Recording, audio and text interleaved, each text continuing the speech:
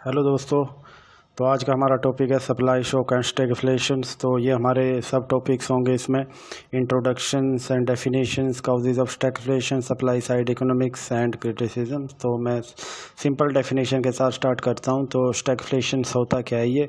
तो स्टैगफ्लेशंस होता है high inflation rate and prevailing simultaneously with high rate of unemployment. तो देखो यहाँ पे दो इंपॉर्टेंट टर्म है, यहाँ पे हाई इन्फ्लेशन है और हाई अनएम्प्लॉयमेंट भी है, जो कि हमने फिलिप कर्व में हमने देखा था कि दोनों में इनवर्स रिलेशनशिप होता था। हाई इन्फ्लेशन रेट होता था तो रेट ऑफ अनएम्प्लॉयमेंट कम होता था, इन्फ्लेशन रेट कम होता था तो अनएम्प्लॉयमेंट हाई होता था। पर इस तरह का सिचुएशन नहीं है। ये 1973 के आसपास जब ऑयल क्राइसिस आया था वर्ल्ड में, ऑयल क्राइसिस आया था वर्ल्ड में, तो उसके दौरान क्या हुआ था कि हमारा कॉस्ट ऑफ प्रोडक्शन बढ़ गया। कॉस्ट ऑफ प्रोडक्शन बढ़ गया तो हमारा सप्लाई साइड जो है काफ़ी कमज़ोर हो गया, तो इसलिए ये लेफ़्ट हैंड साइड शिफ्ट कर गया। तो यहाँ पे अनएम्प्लॉयमेंट रेट एंड इन्फ्लेशन दोनों की सिचुएशन काफ़ी ख़राब हो गई। इन्फ्लेशन रेट भी बढ़ रहा था और अनएम्प्लॉयमेंट रेट भी बढ़ रहा था, जो कि इस तरह का पहले किसी इकोनॉमिस्ट ने इस तरह की थ्योरी नहीं दी थी। ओके, तो यहाँ पे आप देखो कि यहाँ पे कीन्जियंस हो या चाहे मॉनेटरिस्ट हो, ये couldn't provide solution to problem of stagflation. तो आपको पता है कीन्जियन सिस्टम में हम एग्रीगेट डिमांड में चेंज करने के बाद हम अपना जीडीपी में चेंज करते हैं, आउटपुट में चेंज करते हैं, एम्प्लॉयमेंट में चेंज करते हैं। तो इस तरह का प्रिस्क्रिप्शन अगर हम फॉलो करते हैं तो इससे हमारा एग्रीगेट डिमांड और बढ़ेगा और इन्फ्लेशन और ज़्यादा बढ़ जाएगी। तो इसको मैं एक एग्जांपल के थ्रू या डायग्राम के थ्रू समझाता हूँ आपको। देखो यहाँ पे प्राइस है, ये आउटपुट है, ये ओके, ये एग्रीगेट सप्लाई है एंड ये हमारा एग्रीगेट डिमांड है। ओके, तो यहाँ पे हमारा इक्विलिब्रियम आउटपुट आ गया जिसे मैं वाई लिख रहा हूँ। ओके, यहाँ पे प्राइस ये पी आ गया। ओके, तो अब देखो जहाँ पे हम देखते हैं कि किस तरह से जो है सप्लाई शॉक का है, तो इससे हमारा aggregate supply left side shift कर गया। तो ये एग्रीगेट सप्लाई AS1 हो गया, तो ये हमारा आउटपुट हमारा गिर के Y1 हो गया और प्राइस बढ़ के P1 हो गया। यहाँ पे देखो आउटपुट भी कम हो रहा है और प्राइस भी बढ़ रहा है। आउटपुट कम हो रहा है तो हमारा अनएम्प्लॉयमेंट भी बढ़ रहा है और प्राइस भी बढ़ रहा है। तो ये कैसे हो रहा है? जैसे ही हमारा, आपको पता है कि ऑयल जो है हर जगह यूज होता है, ट्रांसपोर्टेशन में होता है, हमारी फैक्ट्रीज में होता है, मैन्युफैक्चरिंग में होता है। ओके, जैसे ही ऑयल प्राइसेस बढ़े तो उससे क्या हो गया, हमारा कॉस्ट ऑफ प्रोडक्शन जो है काफ़ी हाई चला गया। जब कॉस्ट ऑफ प्रोडक्शन हाई चला गया तो हमारा जो है सप्लाई अपने आप ही कम हो गई। तो इस सिचुएशन को हम जो है स्टैगफ्लेशन बोलते हैं। मूवमेंट फ्रॉम 1 to 2 ये स्टैगफ्लेशन को बचाता है, जहाँ पे इन्फ्लेशन रेट भी हाई है, इन्फ्लेशन रेट हाई है, इन्फ्लेशन हाई है और अनएम्प्लॉयमेंट भी हाई है, अनएम्प्लॉयमेंट रेट भी हाई है। ओके, तो दोस्तों आगे चलते हैं, देखते हैं कि क्या काउजेज है हमारे स्टैगफ्लेशन के। तो स्टैगफ्लेशन से काउजेज में हमारे दो इंपॉर्टेंट है। यहाँ पे एडवर्स सप्लाई शॉक बोलते हैं।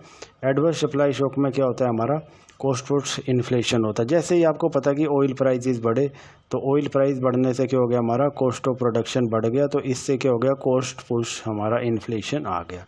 ओके, और इस तरह से इन्फ्लेशन एक्सपेक्टेशन, ये काफ़ी इंपॉर्टेंट है। आपको पता कि अगर इन्फ्लेशन एक्सपेक्टेड है तो रियल वेज आपको पता है W/P होता है, हमारा P प्राइस लेवल है, W वेज रेट है। तो जैसे जैसे हमारा रियल वेज कम हो जाएगा, प्राइस बढ़ेगा, तो वर्कर्स जो है रीनेगोशिएट करेंगे अपने कॉन्ट्रैक्ट, जो भी वेज के कॉन्ट्रैक्ट होते हैं, तो उससे क्या होगा, वेज बढ़ जाएगा। वेज बढ़ गया तो हमारा मार्जिनल कॉस्ट ऑफ प्रोडक्शन बढ़ जाएगा। मार्जिनल कॉस्ट ऑफ प्रोडक्शन बढ़ा तो supply side left hand side shift कर जाएगा।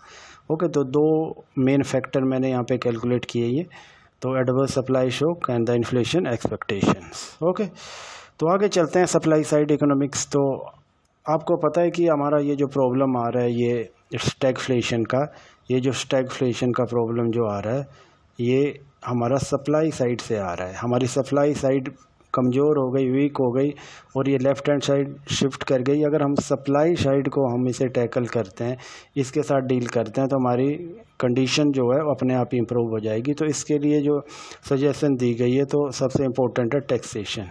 टैक्सेशन है लेबर सप्लाई। देखो आपको पता है कि जब टैक्स रेट कम होंगे तो इंसेंटिव टू वर्क बढ़ेगा, इंसेंटिव वर्क बढ़ेगा तो ज़्यादा लेबर सप्लाई होगी और वेज रेट कम हो जाएंगे, स्टेबल हो जाएंगे। ओके, तो इससे क्या होगा, हमारा कॉस्ट ऑफ प्रोडक्शन कम होगा, तो लेबर सप्लाई के कारण हमारा सप्लाई साइड जो है राइटवर्ड शिफ्ट कर जाएगा, सप्लाई बढ़ेगी। और दूसरा रीज़न है incentive to work and invest. लो टैक्स होगा तो लोगों में ज़्यादा इंसेंटिव होगा सेविंग के लिए। जब सेविंग बढ़ेगा तो हमारा रेट ऑफ इंटरेस्ट आपको पता है कम हो जाता है।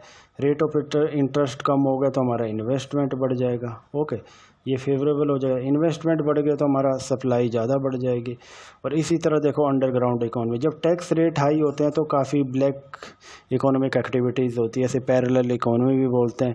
जब टैक्स रेट कम होंगे तो टैक्स कम होने से क्या होगा, हमारा जो है इकोनॉमिक एक्टिविटीज़ वाइट हो जाएंगी, ब्लैक इकोनॉमिक एक्टिविटीज़ कम होगी, तो इससे भी लेबर सप्लाई बढ़ेगा। तो इसको डायग्राम के थ्रू समझते हैं। देखो यहाँ पे हमारा आपको पता है ये आउटपुट लिया है मैंने, यहाँ पे प्राइस लेवल लिया है, ये हमारा एग्रीगेट डिमांड है।